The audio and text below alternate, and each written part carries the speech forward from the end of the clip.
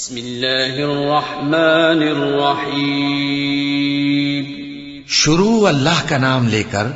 جو بڑا مہربان نہایت رحم والا ہے۔ اے پیغمبر،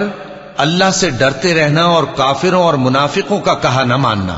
بے شک اللہ جاننے والا ہے، حکمت والا ہے۔ اور جو کتاب تم کو تمہارے پروردگار کی طرف سے وحی کی جاتی ہے اسی کی پیروی کیے جانا۔ بے شک اللہ تمہارے سب اعمال سے خبردار ہے۔ اور اللہ پر بھروسہ رکھنا اور اللہ ہی کارساز کافی ہے۔ اللہ نے کسی آدمی کے پہلو میں دو دل نہیں بنائے، اور نہ تمہاری بیویوں کو جن کو تم ماں کہہ بیٹھتے ہو تمہاری ماں بنایا، اور نہ تمہارے لے پالکوں کو تمہارے بیٹے بنایا۔ یہ سب تمہارے منہ کی باتیں ہیں، اور اللہ تو سچی بات فرماتا ہے اور وہی سیدھا رستہ دکھاتا ہے۔ مومنوں، منہ بولے بیٹوں کو ان کے باپوں کے نام سے پکارا کرو کہ اللہ کے نزدیک یہی بات درست ہے۔ اگر تم کو ان کے باپوں کے نام معلوم نہ ہو تو دین میں وہ تمہارے بھائی اور دوست ہیں، اور جو بات غلطی سے ہو گئی ہو اس کا تم پر کچھ گناہ نہیں، لیکن جو قصد دلی سے کرو اس پر مواخذہ ہے، اور اللہ بخشنے والا ہے، مہربان ہے۔ پیغمبر مومنوں پر ان کی جانوں سے بھی زیادہ حق رکھتے ہیں، اور پیغمبر کی بیویاں لوگوں کی مائیں ہیں، اور رشتہ دار آپس میں کتاب اللہ کی روح سے مسلمانوں اور مہاجروں کے مقابلے میں ایک دوسرے کے ترکے کے زیادہ حقدار ہیں، مگر یہ کہ تم اپنے دوستوں کے ساتھ احسان کرنا چاہو۔ یہ حکم کتاب یعنی قرآن میں لکھ دیا گیا ہے۔ اور جب ہم نے پیغمبروں سے ان کا عہد لیا، اور تم سے اور نوح سے اور ابراہیم سے اور موسیٰ سے اور مریم کے بیٹے عیسیٰ سے، اور ہم نے عہد بھی ان سے پکا لیا تاکہ سچ کہنے والوں سے ان کی سچائی کے بارے میں اللہ دریافت کرے، اور اس نے کافروں کے لیے دکھ دینے والا عذاب تیار کر رکھا ہے۔ مومنوں، اللہ کی اس مہربانی کو یاد کرو جو اس نے تم پر اس وقت کی جب فوجیں تم پر حملہ کرنے کو آئیں تو ہم نے ان پر آندھی چھوڑ دی اور ایسے لشکر نازل کیے جن کو تم دیکھ نہیں سکتے تھے، اور جو کام تم کرتے ہو اللہ ان کو دیکھ رہا ہے۔ جب وہ لوگ تمہارے اوپر اور نیچے کی طرف سے تم پر چڑھ آئے، اور جب تمہاری آنکھیں پھر گئیں اور دل مارے دہشت کے گلوں تک پہنچ گئے، اور تم اللہ کی نسبت طرح طرح کے گمان کرنے لگے، اس موقع پر مومن آزمائے گئے اور سختی سے ہلا ہلا دیے گئے۔ اور جب منافق اور وہ لوگ جن کے دلوں میں بیماری تھی کہنے لگے کہ اللہ اور اس کے رسول نے تو ہم سے محض دھوکے کا وعدہ کیا تھا، اور جب ان میں سے ایک جماعت کہتی تھی کہ اے اہل یثرب، یہاں تمہارے ٹھہرنے کا مقام نہیں تو لوٹ چلو، اور ایک گروہ ان میں سے پیغمبر سے اجازت مانگنے اور کہنے لگا کہ ہمارے گھر کھلے پڑے ہیں، حالانکہ وہ کھلے نہیں تھے، وہ تو صرف بھاگنا چاہتے تھے۔ اور اگر فوجیں اطراف مدینہ سے ان پر آ داخل ہوں پھر ان سے خانہ جنگی کے لیے کہا جائے تو فوراً کرنے لگیں، اور اس کے لیے بہت کم توقف کریں، حالانکہ پہلے اللہ سے اقرار کر چکے تھے کہ پیٹ نہیں پھیریں گے۔ اور اللہ سے جو اقرار کیا جاتا ہے اس کی ضرور پرسش ہوگی۔ کہہ دو کہ اگر تم مرنے یا مارے جانے سے بھاگتے ہو تو بھاگنا تم کو فائدہ نہیں دے گا، اور اس صورت میں تم بہت ہی کم فائدہ اٹھاؤ گے۔ کہہ دو کہ اگر اللہ تمہارے ساتھ برائی کا ارادہ کرے تو کون تم کو اس سے بچا سکتا ہے، یا اگر تم پر مہربانی کرنا چاہے تو کون اس کو ہٹا سکتا ہے۔ اور یہ لوگ اللہ کے سوا کسی کو نہ اپنا دوست پائیں گے اور نہ مددگار۔ اللہ تم میں سے ان لوگوں کو بھی جانتا ہے جو لوگوں کو منع کرتے ہیں اور اپنے بھائیوں سے کہتے ہیں کہ ہمارے پاس چلے آؤ، اور وہ لڑائی میں نہیں آتے مگر کم، یہ اس لیے کہ تم سے بخل کرتے ہیں۔ پھر جب ڈر کا وقت آئے تو تم ان کو دیکھو کہ تمہاری طرف دیکھ رہے ہیں، اور ان کی آنکھیں اسی طرح پھر رہی ہیں جیسے کسی کو موت سے غشی آ رہی ہو۔ پھر جب خوف جاتا رہے تو تیز تیز زبانوں کے ساتھ تمہارے بارے میں باتیں کریں اور مال میں بخل کریں۔ یہ لوگ حقیقت میں ایمان لائے ہی نہ تھے، تو اللہ نے ان کے اعمال برباد کر دیے، اور یہ اللہ کو آسان تھا۔ یہ لوگ خوف کے سبب خیال کرتے ہیں کہ فوجیں نہیں گئیں، اور اگر لشکر آ جائیں تو تمنا کریں کہ کاش خانہ بدوشوں میں جا رہے، اور تمہاری خبر پوچھا کریں، اور اگر تمہارے درمیان ہوں تو لڑائی نہ کریں مگر کم۔ مسلمانوں، تم کو اللہ کے رسول کی پیروی کرنی بہتر ہے، یعنی ہر اس شخص کو جسے اللہ سے ملنے اور روز قیامت کے آنے کی امید ہو، اور وہ اللہ کا ذکر کثرت سے کرتا ہو، اور جب مومنوں نے کافروں کے لشکر کو دیکھا تو کہنے لگے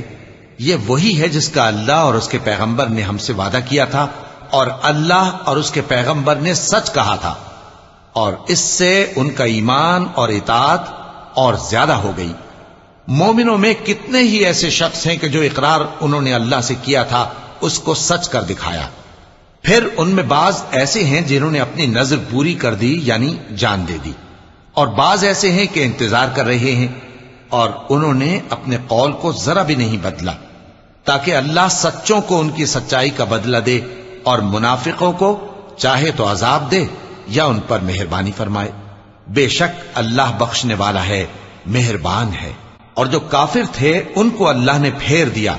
وہ اپنے غصے میں بھرے ہوئے تھے، کچھ بھلائی حاصل نہ کر سکے، اور اللہ مومنوں کے لیے لڑائی میں کافی ہو گیا، اور اللہ زور آور ہے، غالب ہے۔ اور اس نے اہل کتاب میں سے جن لوگوں نے ان کی یعنی مکے والوں کی مدد کی تھی ان کو ان کے قلعوں سے اتار دیا اور ان کے دلوں میں دہشت ڈال دی، تو بعض کو تم قتل کر دیتے تھے اور بعض کو قید کر لیتے تھے،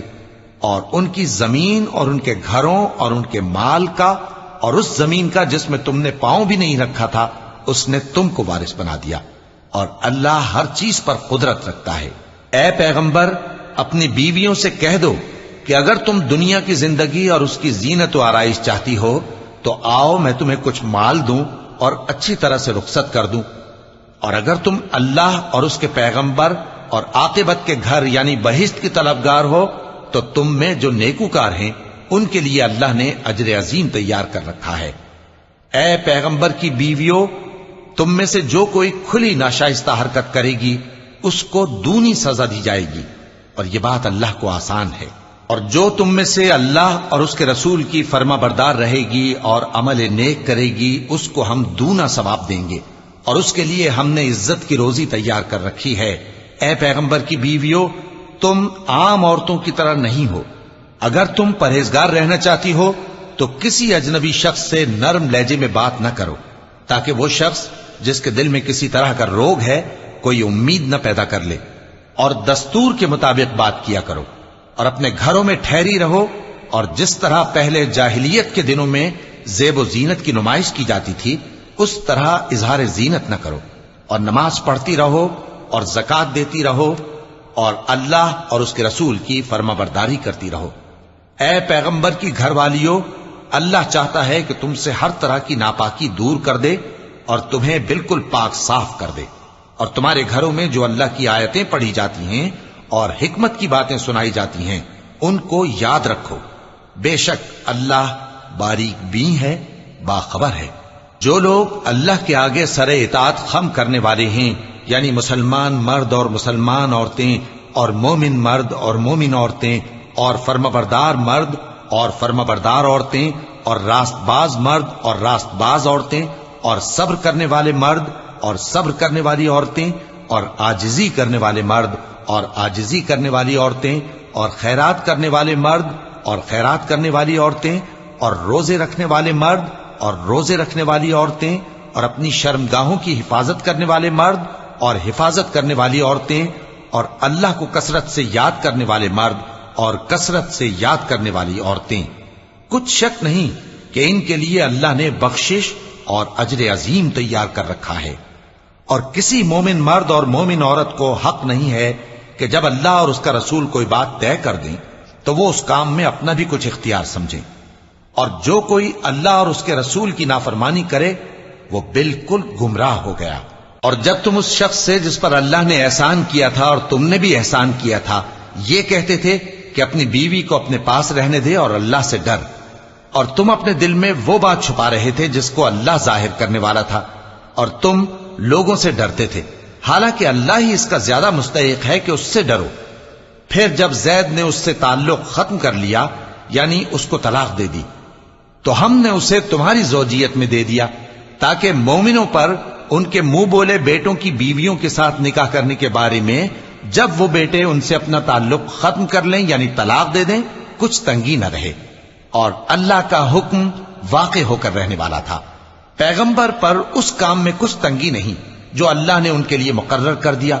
اور جو لوگ پہلے گزر چکے ہیں ان میں بھی اللہ کا یہی دستور رہا ہے اور اللہ کا حکم ٹھہر چکا تھا،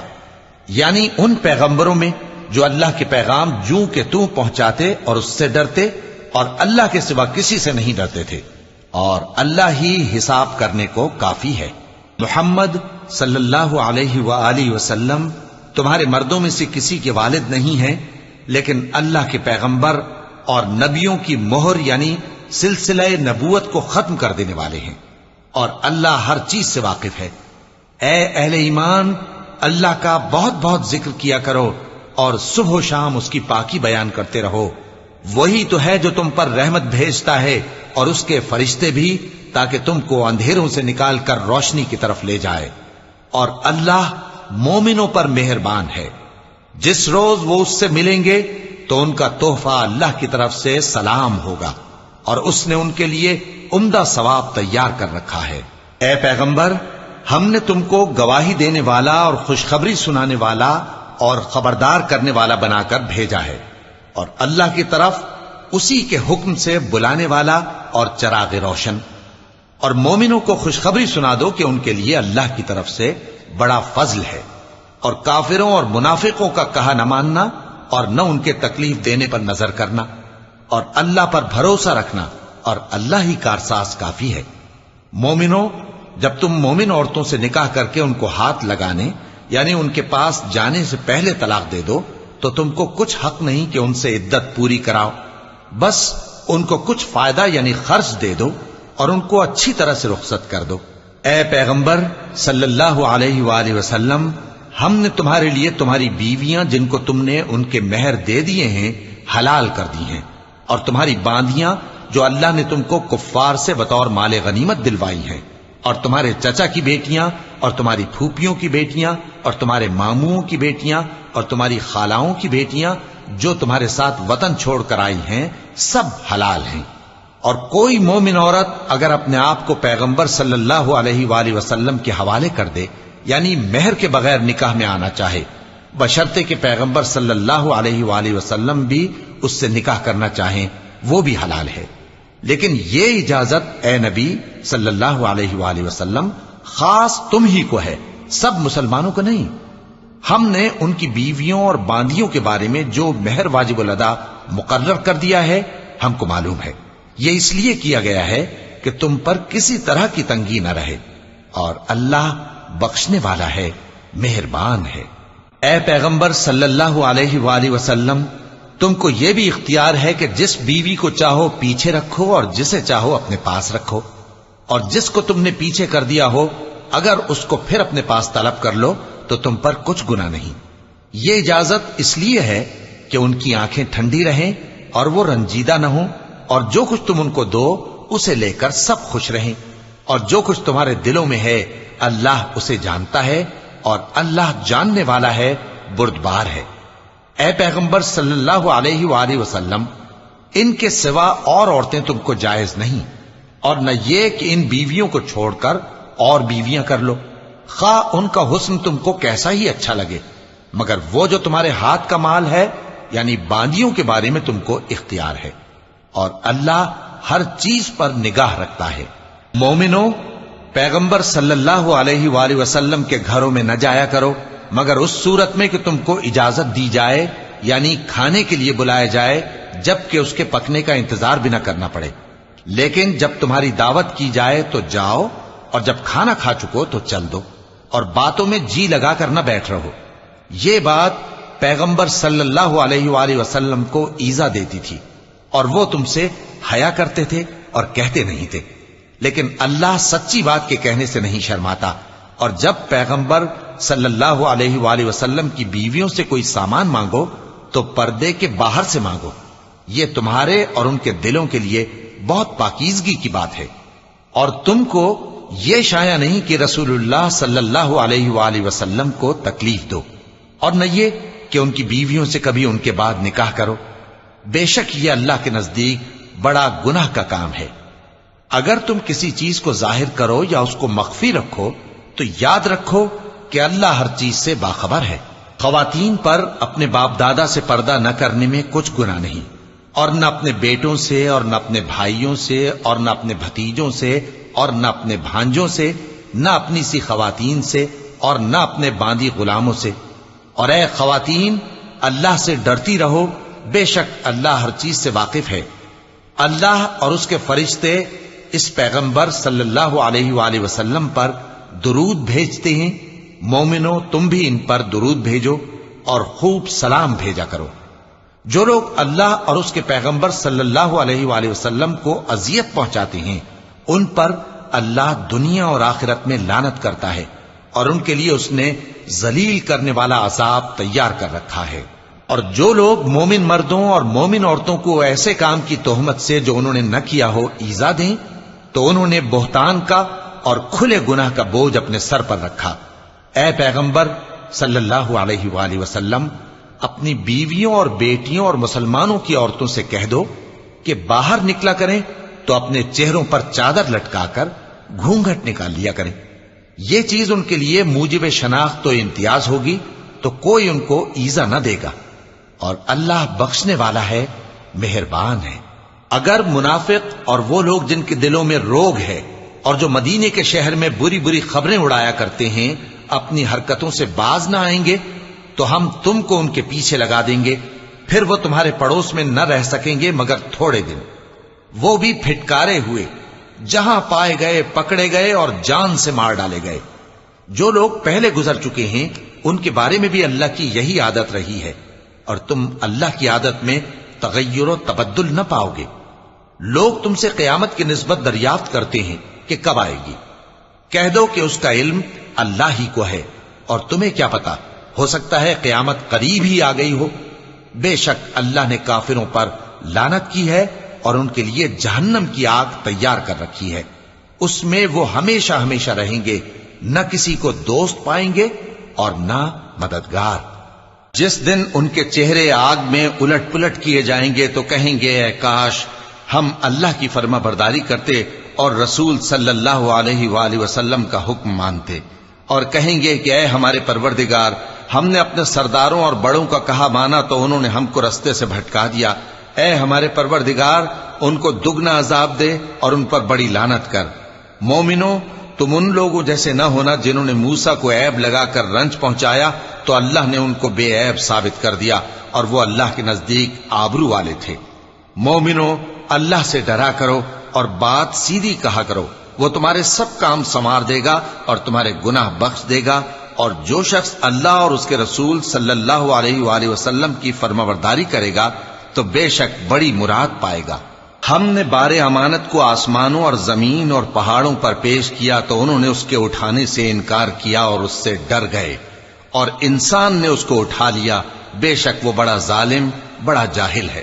تاکہ اللہ منافق مردوں اور منافق عورتوں اور مشرک مردوں اور مشرک عورتوں کو عذاب دے، اور اللہ مومن مردوں اور مومن عورتوں پر مہربانی کرے، اور اللہ تو بخشنے والا ہے، مہربان ہے۔